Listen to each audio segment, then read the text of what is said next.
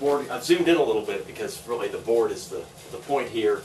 And this is a summary of the concepts in Chapter 6 on pronouns, correction symbols, the concept, red flags, examples of incorrect sentences. I just thought it would be helpful to kind of summarize what we've studied in this chapter. So, a person error, the concept here is that we're consistent in the use of first, second, and third person. There's also the issue of choosing correctly which person to use, so we wouldn't use second person to talk about a novel because we don't want to assume what other people think.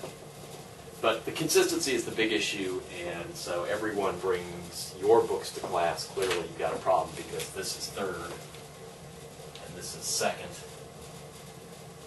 and you're not being consistent. So, a class, please bring your books to class that you have, or students, please bring your books to class so they're both second person, or everyone should bring their books to class.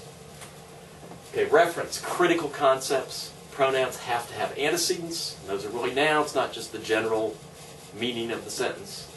A couple of red flag words here are which and that. Which and that must have antecedents.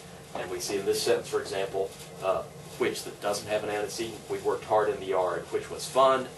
Well, we've got we weren't fun. The yard wasn't fun. It was working hard in the yard was fun. And so generally we simply revise sentences working hard in the yard was fun to eliminate the reference problem. But very important because this helps us become much more precise in our writing when our pronouns have antecedents. Agreement error. Agreement has to do with number and gender. Pronouns agree in number and gender with their antecedents. That's why the concept of antecedents is important. Red flags here are the indefinite pronouns that are all singular. Anyone, everyone, someone, no one, etc.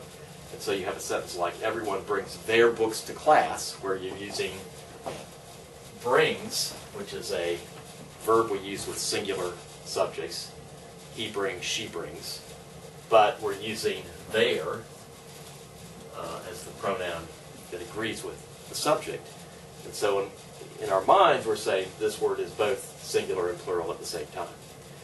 Now, the reason this happens, as I've already said, is that it's a way to avoid having to choose a gender here, which I understand, but really, grammatically and logically, it makes sense not to have this issue. You could say, all the students bring their books to class, or each student brings his or her books to class. You can make it singular or plural, but it's important for these pronouns to agree. Case, nominative case for subject and predicate nominative, adjective case otherwise. Red flags, who and whom. Tandem pronouns, me and my friends, between you and I, George and myself are an issue. And then sometimes people don't use the nominative case with predicate nominatives. And so, who did you see at the movie? You saw him at the movie. You saw them at the movie. So this should be whom did you see at the movie? And finally, this distinction between that and which, the essential and non-essential pronouns beginning essential and non-essential clauses. We use that begins essential, which begins non-essential. If you see which without a comma, that's your red flag. As in this sentence, the dog which we saw was a poodle. Well, technically, we would say the dog that we saw was a poodle.